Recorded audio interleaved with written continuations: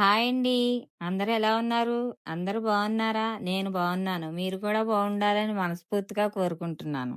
ఈ వ్లాగొచ్చి మంగళవారం సాయంత్రం, బుధవారం మార్నింగ్‌ది పనులు మీతో షేర్ చేసుకుంటున్నానండి. పిల్లలకైతే స్కూళ్ళు, కాలేజీలు అయితే తెరిచారు కదండీ! ఇంక మనకు ఆ హడావిడి అయితే మొదలైందండి. పొద్దున్నే అయితే మార్నింగ్ అయితే టిఫిన్ అయితే వేయాలి కదండీ! దానికని పిండైతే లేదని చెప్పి పప్పు నానబెట్టి ఆడుకుంటున్నానండి. ఇలా పిండైతే ఆడుకొని పెట్టుకుంటే 3 రోజులకి, 4 రోజులకైతే వస్తది కదండీ! అప్పుడైతే మనకు టిఫిన్‌లకైతే ఏ ఇబ్బంది ఉండదు కదండీ! ఓ పక్కన పిండైతే ఆడుకుంటూ, ఓ పక్కైతే రవ్వైతే కడుక్కుంటున్నానండి. పిండైతే ఆడడం అయిందండి. దాంట్లోకి రవ్వైతే కలుపుకొని పెట్టుకుంటున్నానండి. ఇలా ముందు రోజైతే అన్నీ చేసి పెట్టుకుంటే మార్నింగ్‌కైతే ఏ ఇబ్బంది ఉండదండి. పిండైతే కలిపి పక్కన పెట్టానండి. మార్నింగ్‌కైతే బాగా పులుస్తదని. మంగళవారం సాయంత్రం అయితే గోంగూర అయితే తెచ్చారండి. పొద్దున్నే మార్నింగ్ అయితే గోంగూర ఎండ్రాయిలు వండుదామని సిద్ధం చేసుకొని పక్కన పెట్టుకుంటున్నాను. అలా పొద్దున్నే అయితే గోంగూర ఒలుచుకోవడం అయితే మళ్ళా లేట్ అవుద్ది కదండీ! అందుకే ముందలైతే ఒలిచి పక్కన పెట్టుకొని ప్రిపేర్ చేసుకుంటున్నాను. గోంగూర ఒలవడం అయిన తర్వాత తీసి ఫ్రిడ్జ్‌లో పెట్టుకొని, భోజనాలన్నీ అయిపోయిన తర్వాత నైట్ అయితే కిచెన్‌లో అయితే సామాన్లయన్నీ తోమేసుకున్నానండి. కిచెన్‌లో గిన్నెలన్నీ తోమేసిన తర్వాత గ్యాస్ అన్నీ క్లీన్ చేసుకొని, నైట్ అయితే ఈ పనులన్నీ చేసుకుంటే మార్నింగ్‌కైతే హడావిడి ఉండదు కదండీ! ఇక్కడి నుంచయితే బుధవారం పొద్దున్నే చేసుకునే పనులైతే మీకు చూపిస్తున్నానండి. ఈ రోజైతే మంచి రోజు కదండీ! బాబునైతే కాలేజీకైతే పంపుదామని 5:30 కల్లా లేచి, ఇంట్లో అయితే క్లీనింగ్ అయితే స్టార్ట్ చేశానండి. తర్వాత వంటయితే చేసి క్యారేజ్ అయితే పెడదామని పిల్లోడికి, లేచిన వెంటనే అయితే ఇల్లంతా క్లీన్ చేసి, తర్వాత బయట బాల్కనీలో కూడా అయితే తుడుచుకుంటున్నానండి. తర్వాతయితే మాపయితే పెట్టి, చిన్న ముగ్గయితే వేసుకున్నానండి. ఇలా రోజు మాపైతే పెట్టి ముగ్గైతే పెట్టుకుంటే గుమ్మమైతే ఎంత అందంగా ఉంటదో చూడండి. ముగ్గైతే పెట్టడం అయ్యిందండి. చూడండి ఎంత అందంగా ఉందో. బయట క్లీనింగ్ అయితే మొత్తం అయిపోయిందండి. కిచెన్‌లోకైతే వచ్చి పాలైతే పెట్టి టీ అయితే పెడుతున్నానండి. టీ అయితే తాగడం అయ్యిందండి. ఇడ్లీ అయితే పెడదామని రాత్రి పిండైతే ఆడి పక్కన పెట్టాను కదండీ! చక్కగా పులిసి బాగుందండి పిండి. ఇడ్లీ అయితే వాయి పెడుతున్నానండి. టీ వేయడం అయితే అయ్యిందండి. పొయ్యి మీదయితే పెట్టుకుంటున్నాను. ఇడ్లీ అయితే ఓ పొయ్యి మీద పెట్టానండి. పక్క పొయ్యి మీద అయితే చట్నీ అయితే చేద్దామని పల్లీలైతే ఆయిల్‌లో ఏస్తున్నానండి.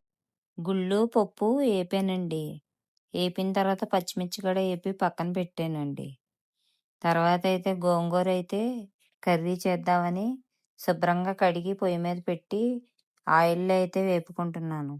గోంగూరనైతే ఇలా ఆయిల్‌లో అయితే బాగా ఫ్రై చేసుకుంటే కర్రీ అయితే చాలా బాగా వస్తదండి. ఈ లోపల 2 అయ్యే లోపల చట్నీ అయితే మిక్సీలో ఏసి ఆడానండి. ఇడ్లీ గూడా ఈ లోపల అయితే రెడీ అయిపోయిందండి. దించేసి పక్కన పెట్టానండి. బియ్యమైతే రైస్‌కైతే పెడదామని చెప్పి కడుక్కొని పక్కన పెట్టి 10 నిమిషాలు ఆగిన తర్వాత అయితే పొయ్యి మీద పెడతానండి. అలా నానబెట్టుకొని బియ్యమైతే కుక్ చేస్తే రైస్ అయితే పొడి పొడిగా వస్తాది. బియ్యమైతే అలా నానబెట్టుకుంటే అన్నం కూడా బాగా రుమవుద్దండి. గోంగూర అయితే మగ్గబెట్టుకుంటున్నాను కదండీ! గోంగూర దగ్గరికి మగ్గిందండి. తర్వాతయితే ఎండ్రాయిలు ఆయిల్‌లో ఏసి ఫ్రై చేస్తున్నానండి. ఎండ్రాయిలయితే ఆయిల్‌లో బాగా ఫ్రై అయితే బావుంటాయండి. గోంగూర అయితే దించేసి రైస్ అయితే పెట్టుకున్నానండి. రొయ్యలైతే ఫ్రై అయ్యాక ఉల్లిపాయ ముక్కలైతే యేసుకొని బాగా ఫ్రై చేస్తున్నానండి. ఉల్లిపాయలు కూడా బాగా మగ్గాక కొంచెం పసుపు, కొంచెం ఉప్పు అయితే వేసుకొని బాగా మగ్గబెట్టుకుంటున్నానండి.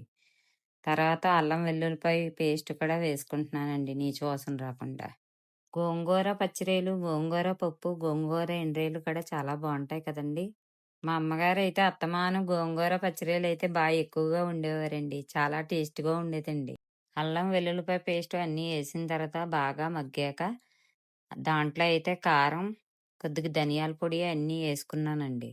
ఇలాగా గోంగూర, ఎండ్రాయిలు అయితే ఇలాగా సెపరేట్‌గా కర్రీ వండి వేసుకుంటే చాలా బావుంటదండి. కారం ఇవన్నీ వేసుకున్న తర్వాత బాగా అయితే మగ్గపెట్టి, తర్వాత అందులో వాటర్ కొద్దిగా యేసుకొని బాగా కొంచెం దగ్గరికయ్యేదాకా ఉడికించుకోవాలండి. దాంట్లో కొంచెం కొత్తిమీర కూడా యేసుకుంటే ఇంకా బావుంటదండి. ఓ పక్క కర్రీ ఉడుకుతుందండి. ఓ పక్క రైస్ అయితే ఉడుకుతుందండి. గోంగూర అయితే పప్పు గుత్తితో అయితే బాగా మెత్తగా మెదిపిన తర్వాత కూర అయితే దగ్గర పడిందండి. ఆ దగ్గర పడిన కూరలో అయితే గోంగూర అయితే వేసుకుంటున్నానండి. గోంగూర అయితే వేసిన తర్వాత కర్రీ అయితే బాగా కలిసేలాగా కలుపుకొని కొంచెం సేపు అయితే కూర ఉడికించుకోవాలండి. గోంగూర, కూర మొత్తం 2 కలిపి బాగా కొంచెం కుక్ అయిన తర్వాత అయితే పోపయితే పెట్టుకుంటున్నానండి.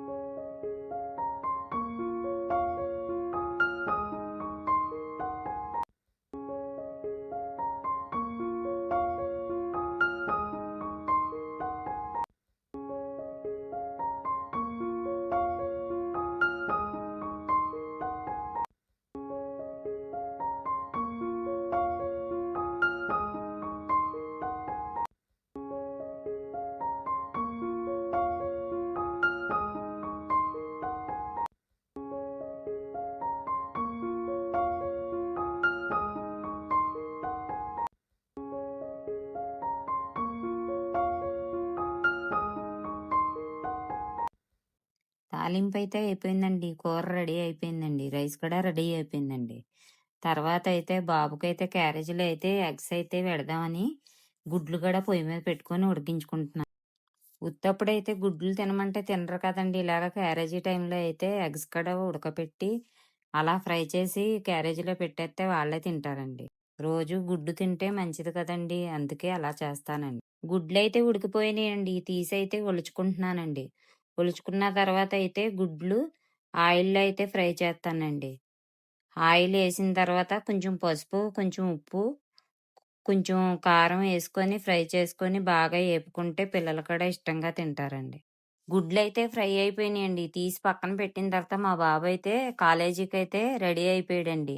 వాడికైతే టిఫిన్ అయితే పెడదామని ఇడ్లీ అయితే ప్లేట్‌లో పెడుతున్నాను.